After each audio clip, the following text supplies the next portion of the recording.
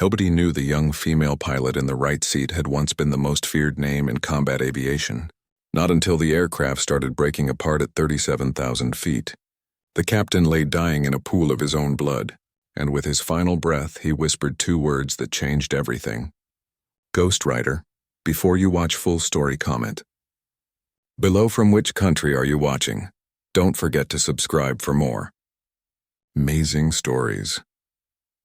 It was a Tuesday morning in late October when Sarah Mitchell walked through the employee entrance of Horizon Regional Airlines at 6:30. The parking lot was still dark, with only a few scattered vehicles belonging to the early shift crew. She carried her flight bag over one shoulder and a thermos of coffee in her other hand, looking exactly like what everyone assumed she was, a junior pilot grinding through regional routes to build flight hours. "Morning, Sarah," called Jake from maintenance as he rolled a tool cart past her. "Morning, Jake. How's the weather looking?" "Messy over the Rockies." "You guys flying to Denver?" "Yeah, 8:15 departure." Jake shook his head. "Rather you than me. Stay safe up there." Sarah smiled and continued toward the crew briefing room. After 11 months with Horizon, she had gotten used to the routine. The early mornings, the predictable routes, the steady rhythm of commercial aviation. It was exactly what she had wanted when she left her previous life behind. Normal, quiet, unremarkable. In the briefing room, Captain Robert Hayes was already reviewing weather charts. He was 56 with silver hair and deep lines around his eyes from 3 decades of squinting at instrument panels. When Sarah entered, he glanced up briefly. "Mitchell." "About time." "Take a look at this system building over Colorado." He tapped the screen where red and yellow cells clustered over the mountains. "We're going to hit turbulence. Moderate at least, possibly severe. I'll handle the flying through the rough patches. You just monitor instruments and keep me updated on the weather radar." "Yes, Captain," Sarah said, setting down her bag.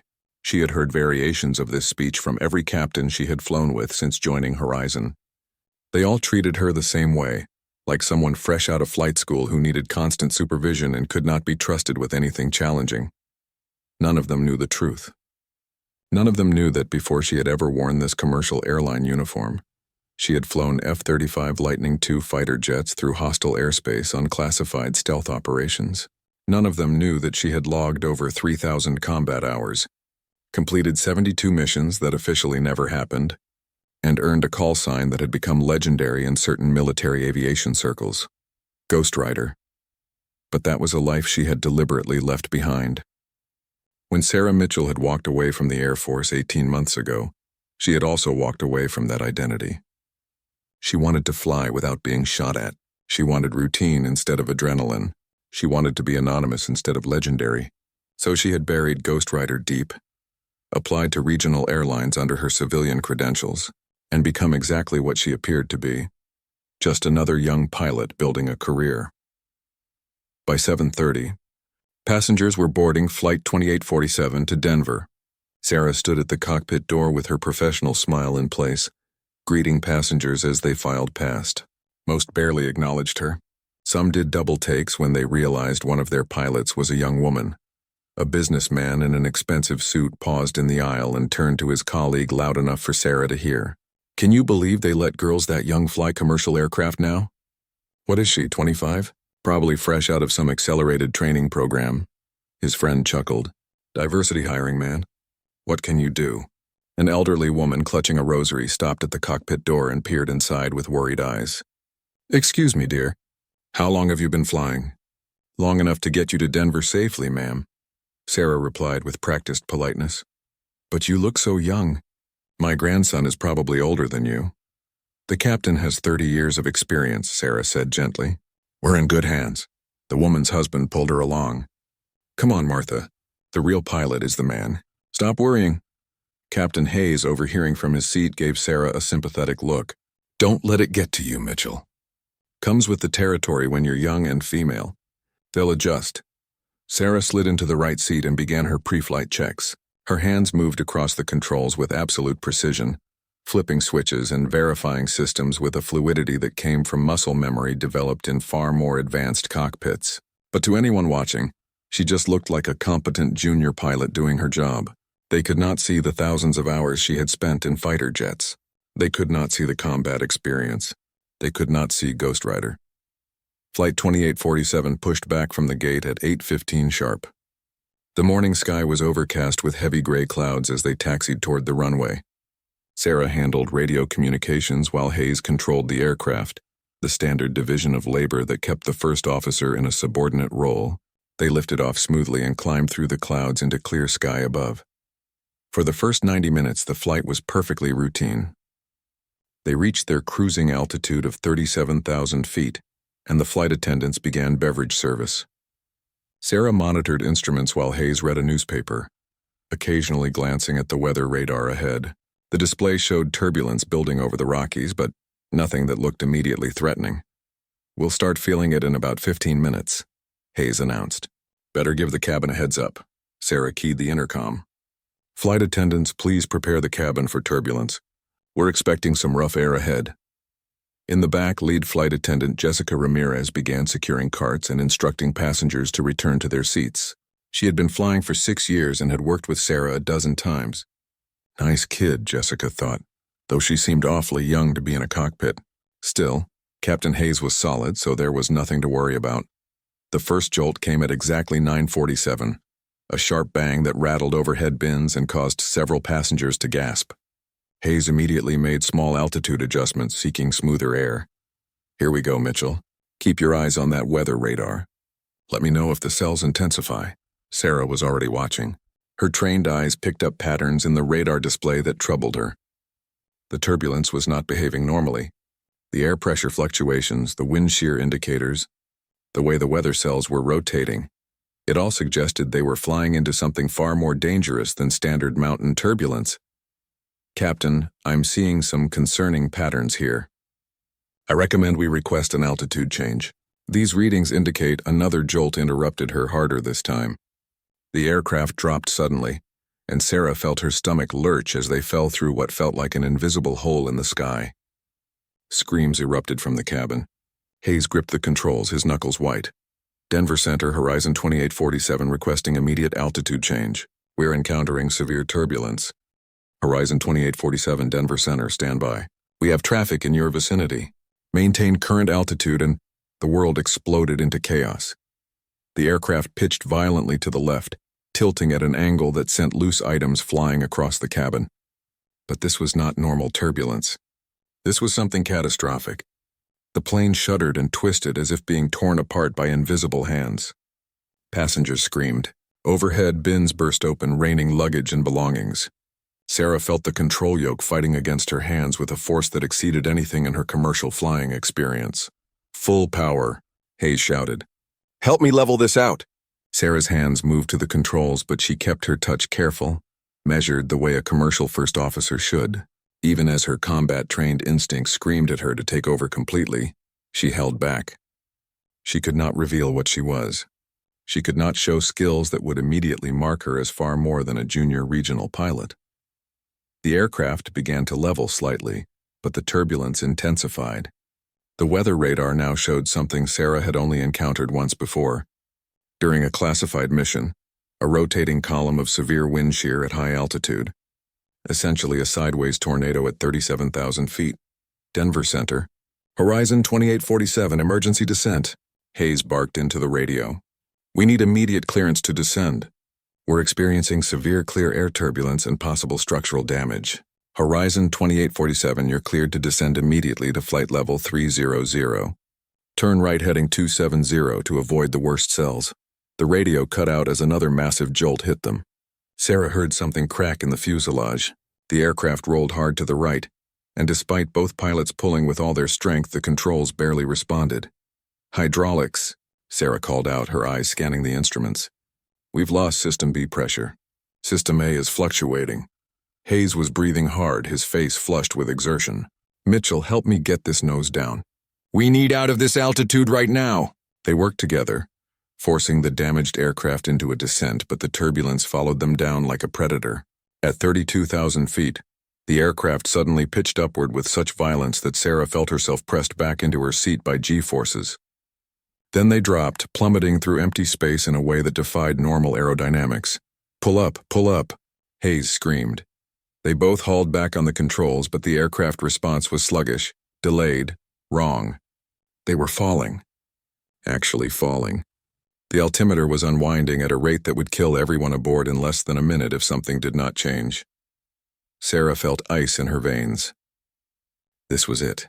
This was the moment when all her training, all her experience, all those classified missions and impossible situations were screaming at her to act. But she could not. If she revealed what she could do, if she showed skills that no commercial pilot should possess, everyone would know. Her carefully constructed new life would shatter. Another violent jolt, and this time Captain Hayes cried out in pain. The aircraft had pitched so severely that he had been thrown against the control column. When Sarah looked over, she saw blood streaming down his face from a gash across his forehead. "Captain," she shouted over the roar of the struggling engines and screaming wind. Hayes was slumped forward, barely conscious. Blood dripped onto his uniform. His hands remained on the controls, but they were weak, ineffective. The aircraft continued wallowing through turbulence like a wounded animal, still falling, still dropping at a lethal rate. "Captain Hayes." Sarah reached over and grabbed his shoulder. His eyes fluttered open, glazed with pain and confusion. He tried to speak but coughed instead, and more blood appeared, this time from his mouth. "Internal injuries. The impact had done serious damage. I can't," Hayes whispered, his voice barely audible. "Mitchell, you have to. I've got the aircraft." Sarah took full control, but even as she did, she knew it was not enough. The aircraft was too damaged, the situation too desperate. She needed to do more than just fly. She needed to do things that would immediately reveal she was far more than she appeared to be. And if she did not, everyone on this aircraft would die. Hayes coughed again, more blood appearing at the corner of his mouth. His eyes found Sarah's face, and for just a moment they focused with sudden, perfect clarity. Something changed in his expression. Recognition, understanding, decision. "Ghost Rider," he whispered. Sarah froze. The world seemed to stop despite the chaos around them. That name, that call sign, spoken in a dying man's voice. "Captain, what did you—" "Ghost Rider," Hayes said again, stronger now. His eyes locked on hers with intensity that defied his failing body. "I know who you are. I flew transport missions for your squadron 5 years ago. Your commander talked about you. About the pilot who could fly anything, through anything. The one who brought everyone home, no matter what." Sarah felt something crack inside her chest. He knew. He had known all along, or at least suspected. And now, in what might be his final moments, he was giving her permission. No, he was giving her an order. "Save them," Hayes breathed, blood trickling from his mouth. "Save them, Ghost Rider." Then his eyes rolled back and he slumped fully forward against his restraints, unconscious. The blood flow increased. He was dying right there in the left seat. And Sarah was alone at the controls of a critically damaged aircraft with 146 souls depending on her to do what no commercial pilot should be able to do. For one more second, Sarah Mitchell hesitated. Then Ghost Rider took the controls. Her hands moved with blinding speed across the instrument panel, no longer the careful, measured movements of a junior pilot, but the lightning-fast actions of a combat aviator. She shut down damaged systems and rerouted others, creating a new hydraulic configuration on the fly that bypassed failed components. Commercial pilots were trained to follow checklists methodically. Fighter pilots were trained to rewire aircraft systems in their heads while pulling 8Gs in a dogfight. Sarah rewired the Boeing 737 systems in less than 10 seconds. "Flight attendants, this is the first officer," she said into the intercom, her voice completely calm despite the chaos. "Captain Hayes is incapacitated. I have the aircraft. Secure all passengers immediately and prepare for emergency procedures. We will be performing unconventional maneuvers to escape this turbulence. I need you to trust me and follow my instructions exactly." In the back, Jessica Ramirez heard that voice and felt reality shift. That was not the uncertain young pilot she knew. That was the voice of absolute command, of someone who expected to be obeyed without question. "You heard her," Jessica shouted to the other flight attendants. "Secure everyone now, move!" Sarah banked the aircraft hard to the left, not fighting the turbulence but using it, reading the invisible currents of air the way a surfer reads waves. Her hands flew across the controls, making micro-adjustments every fraction of a second, feeling the aircraft respond in ways that should not have been possible with damaged hydraulics. She dropped the nose and dove, accelerating the descent in a way that made passengers scream, but took them out of the rotating wind shear column. Commercial aircraft were not designed for aggressive maneuvers. But Sarah knew exactly how much stress the airframe could take, because she had studied structural engineering before ever climbing into a cockpit. She flew right up to the limits without exceeding them. The turbulence began to ease at 28,000 feet. Sarah leveled off at 25,000, below the worst of the wind shear, and for the first time in 5 minutes the aircraft flew relatively smoothly. The sudden calm after the violence was almost disorienting. Denver Center, Horizon 2847 Heavy declaring emergency, Sarah transmitted, using the distress call designation. We have experienced catastrophic turbulence resulting in structural damage and pilot incapacitation. Multiple system failures including hydraulics. Request immediate vectors to nearest suitable airport with emergency equipment standing by. Horizon 2847, Denver Center copies your emergency. Nearest suitable airport is Colorado Springs, 70 miles southeast of your position.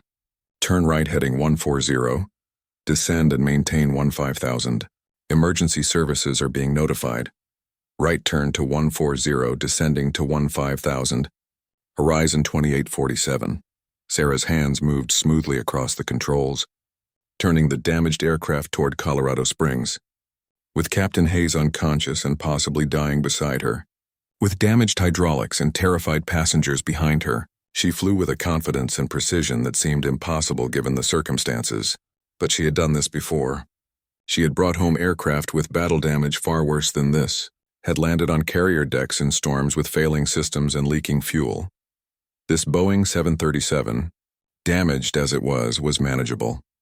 The approach to Colorado Springs required every bit of her skill. With compromised hydraulics, Sarah had to use manual trim controls and differential thrust to keep the aircraft balanced. She flew a visual approach rather than relying on automation, her hands constantly moving, making tiny adjustments that kept the damaged aircraft stable. When the wheels touched down on runway 28, the landing was so smooth that several passengers did not realize they were on the ground until they felt the brakes engage. Sarah brought the aircraft to a stop on the taxiway where emergency vehicles waited with lights flashing. Horizon 2847, aircraft is stopped and secured, Sarah transmitted. We need immediate medical attention for the captain and multiple passengers. Copy. 2847, medical personnel approaching your aircraft now. Sarah shut down the engines and sat back, finally allowing herself to breathe. Her hands were shaking with adrenaline. Beside her, Captain Hayes was still breathing but unconscious. Through the windscreen, she could see paramedics rushing toward the aircraft. The cockpit door burst open. Jessica stood there, her eyes wide with shock and something that might have been awe. Sarah, what just happened? You just flew a damaged plane through turbulence that should have killed us all. You landed it like it was a routine flight. I've been flying for 6 years and I've never seen anything like that. Who are you? Sarah reached into her flight bag and pulled out something she had not looked at in 11 months.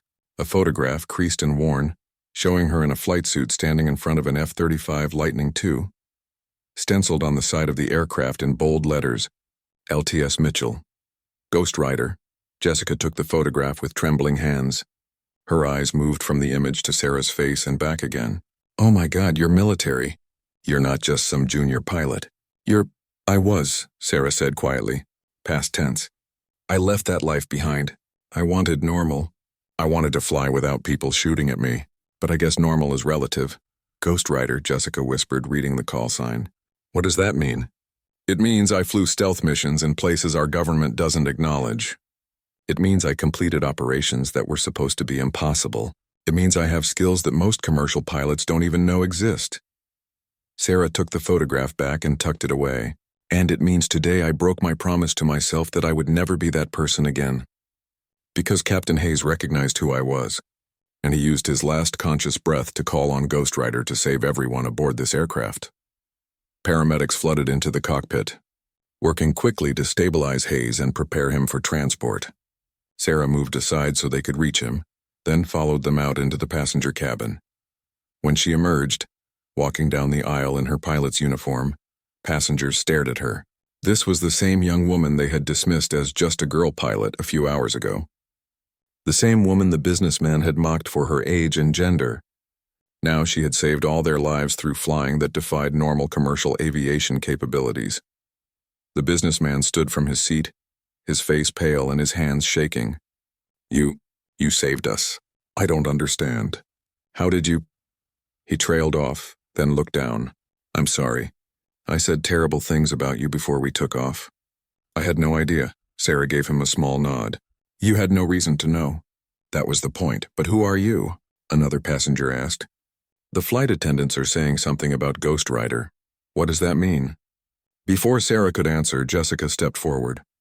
It means we had someone extraordinary flying this aircraft today. Someone with skills far beyond what commercial aviation requires. Someone who gave up a legendary military career to fly normal routes, but who still had the training and courage to save us all when everything went wrong. She looked at Sarah.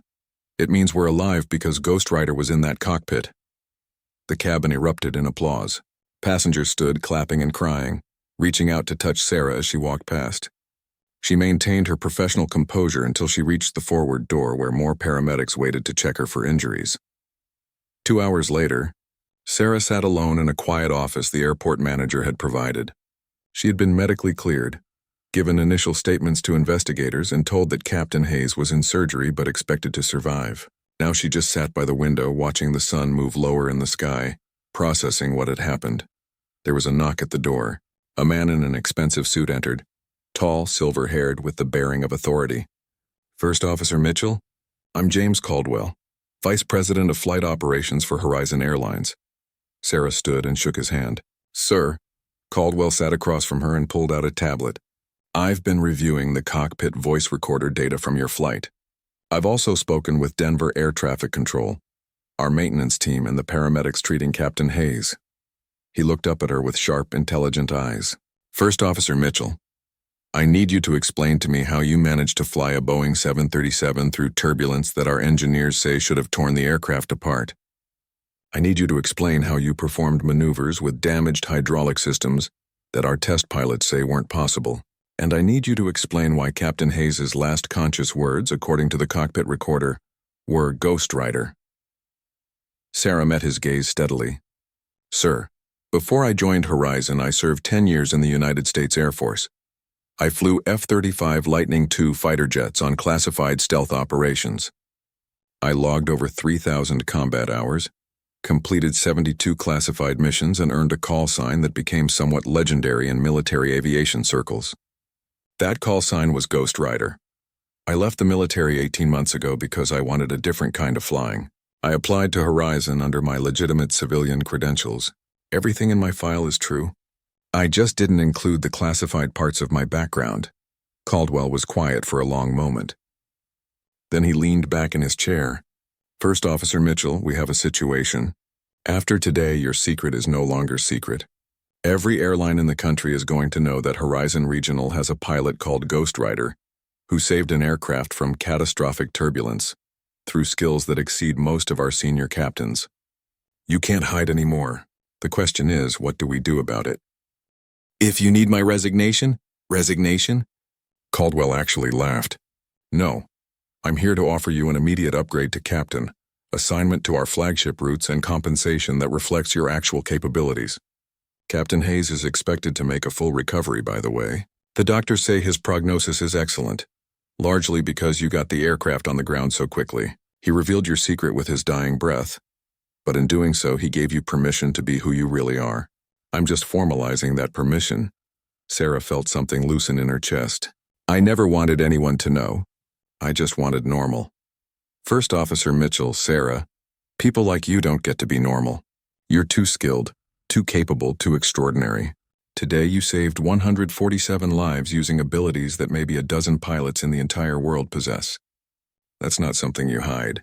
That's something you honor by continuing to use those skills to keep people safe. He stood and extended his hand. Welcome to the captain's seat, Ghost Rider. Sarah stood and shook his hand, feeling the weight of decision settle over her. For 11 months she had hidden. She had pretended to be less than she was.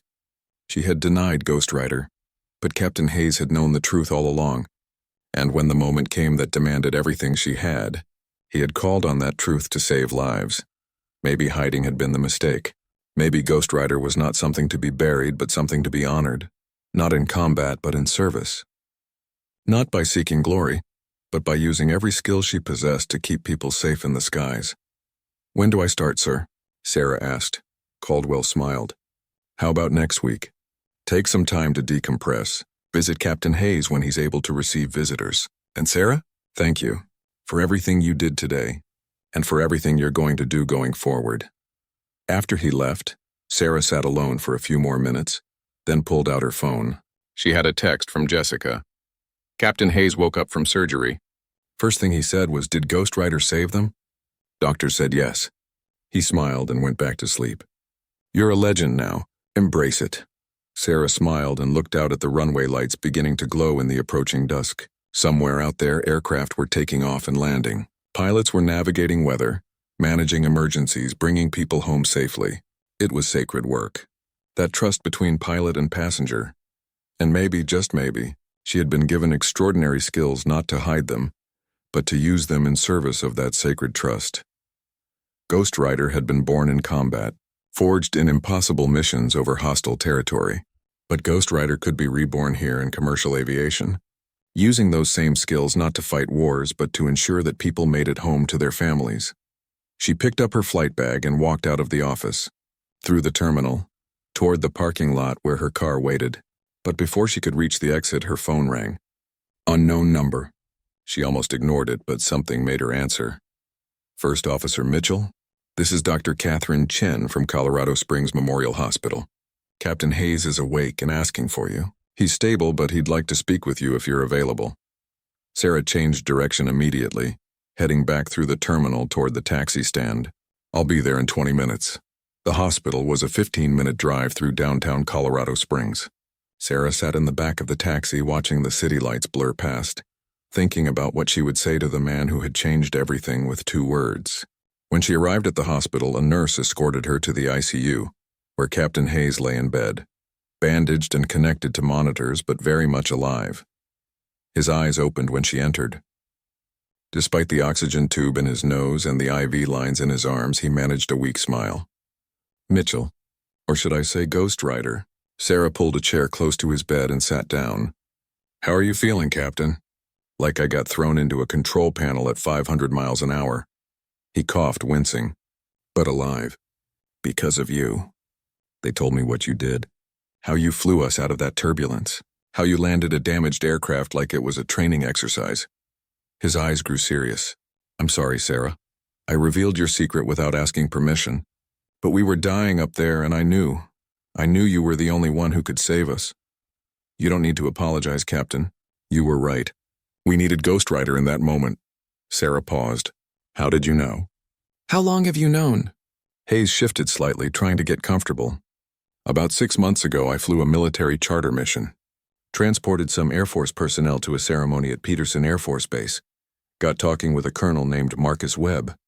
He was telling stories about the pilots in his old squadron, and he mentioned this legendary aviator with the call sign Ghost Rider. Said she was the best combat pilot he'd ever seen. Could fly anything through anything. Completed missions that should have been impossible. Sarah felt her breath catch. Colonel Webb had been her squadron commander. Her mentor, the man who had pinned her wings on her chest and later gave her the call sign that would define her career. Hayes continued, his voice growing stronger despite his injuries. Webb showed me a photo. It was from some classified mission award ceremony. And there you were, younger, in a flight suit standing in front of an F-35. I recognized you immediately. Those eyes, that focused intensity, it was definitely you. I didn't say anything because I figured if you were hiding out in regional airline work, you had your reasons. But I kept it in the back of my mind, just in case.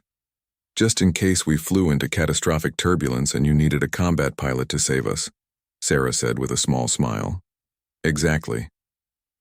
Hayes reached out and took her hand, his grip surprisingly strong. Listen to me, Sarah. I know you left that world behind for a reason. But today proved something important. Those skills you have, that training, that experience, is not just for combat. It's for keeping people safe anywhere, in any situation. You saved 147 lives today using abilities you earned through years of service and sacrifice. That's not something to hide. That's something to honor. Sarah felt tears prick her eyes. I just wanted to be normal, Bob. I wanted to fly without the weight of impossible missions and life or death decisions every time I climbed into a cockpit. And you can have that 99% of the time, Hayes said.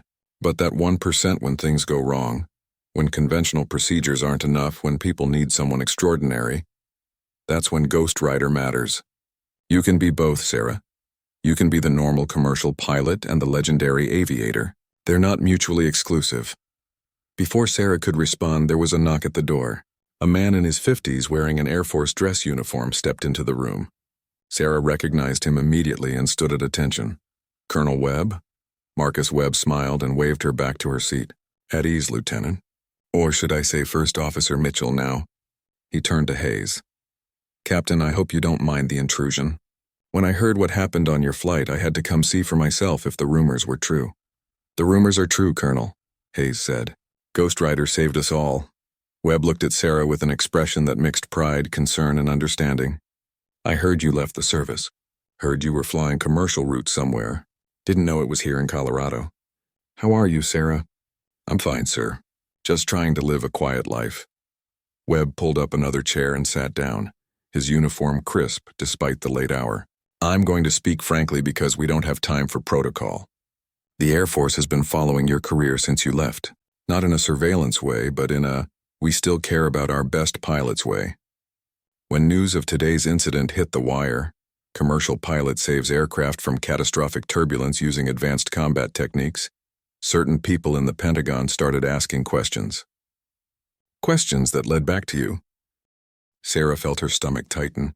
Sir, I'm a civilian now. I fulfilled my service commitment. I'm not subject to recall. Relax, I'm not here to drag you back to active duty. Webb leaned forward. I'm here because what you did today is going to make waves. The National Transportation Safety Board is going to investigate. Aviation authorities are going to want to understand how you accomplished what you did, and the media is going to dig into your background. Within 48 hours, the Ghost Rider story is going to be everywhere. I wanted to give you a heads up and offer support if you need it. Sarah absorbed this information. She had been so focused on the immediate aftermath, the emergency landing, Captain Hayes' injuries, the airline's response, that she had not thought about the broader implications. Of course there would be investigations. Of course the media would dig. She had just performed flying maneuvers that defied commercial aviation norms. People would want to know how and why. What do you recommend, sir? Sarah asked. Be honest. Tell your story. Not the classified parts, obviously, but the broad strokes. You served your country with distinction.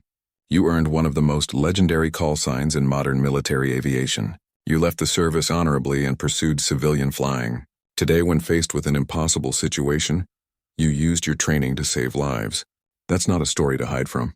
That's a story to be proud of. Hayes nodded from his bed. The Colonel's right, Sarah.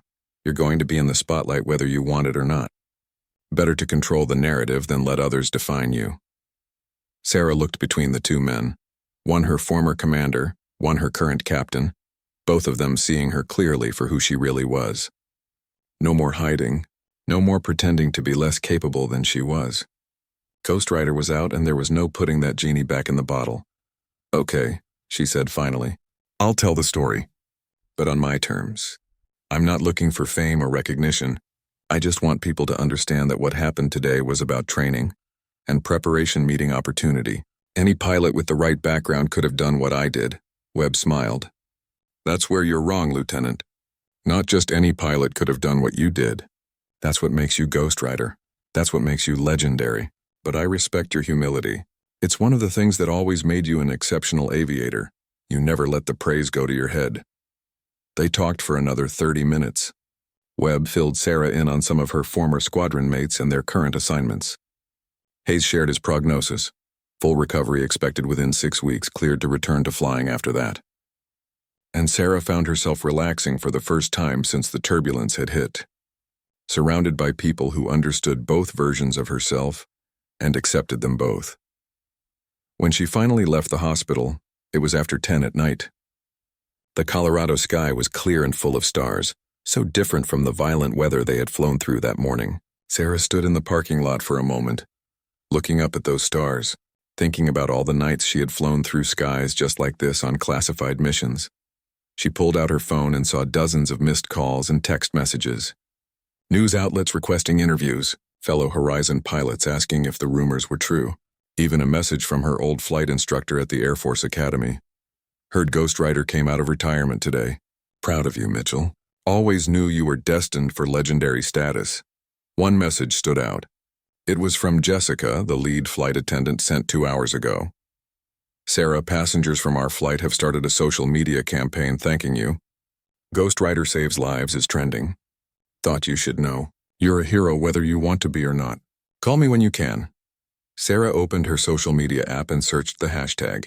Hundreds of posts, photos of the aircraft on the ground in Colorado Springs, passenger testimonials describing the terrifying turbulence and the miraculous landing, news articles with headlines like, Mystery Pilot Ghostwriter Saves Commercial, Flight Using Military Combat Skills, and Former Fighter Pilot Reveals Hidden Identity During Emergency Landing. There was even a video, apparently filmed by a passenger during the landing, showing the aircraft touching down with textbook precision, despite the visible damage to some of the control surfaces. The caption read, "This is what a legend looks like. Thank you, Ghostwriter, for bringing us home safely."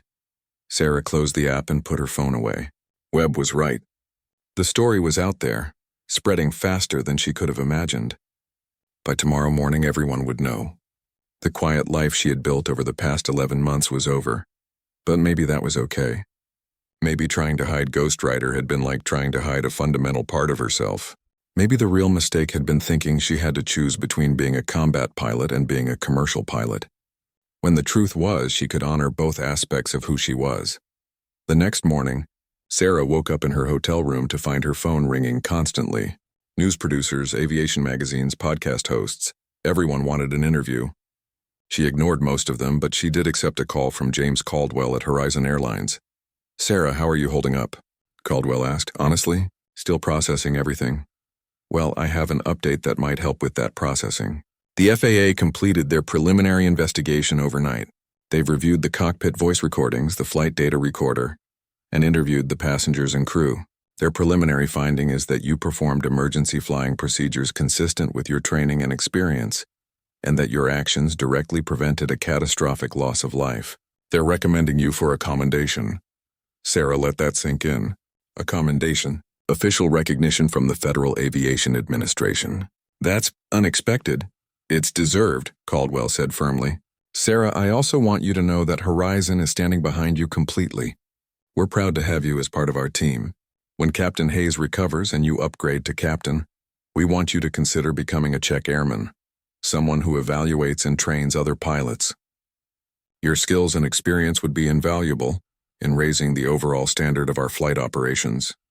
"I appreciate that, sir. I really do, but I need some time to figure out what comes next." "Of course, take all the time you need. Your position here is secure. And Sarah, thank you for everything." After hanging up, Sarah sat on the edge of her hotel bed, looking at the photograph she had pulled out of her flight bag.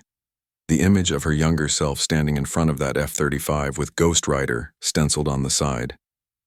She had tried so hard to distance herself from that identity, to be someone different, someone normal.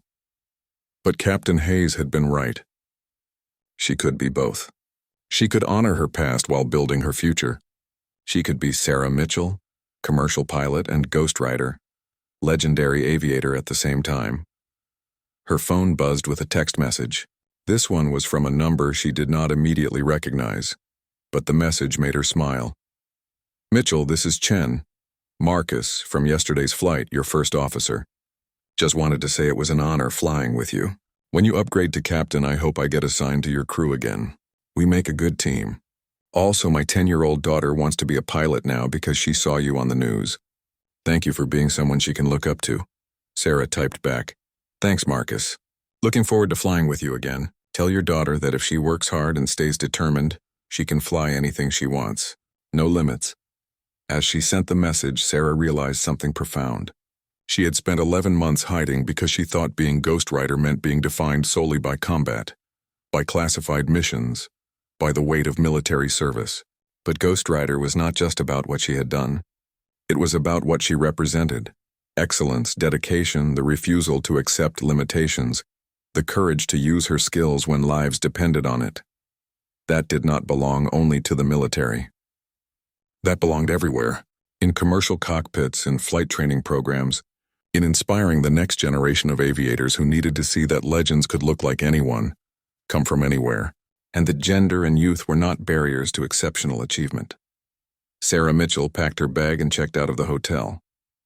She drove back to the airport to catch a flight home, ready to face whatever came next. The media attention would die down eventually. The investigations would conclude.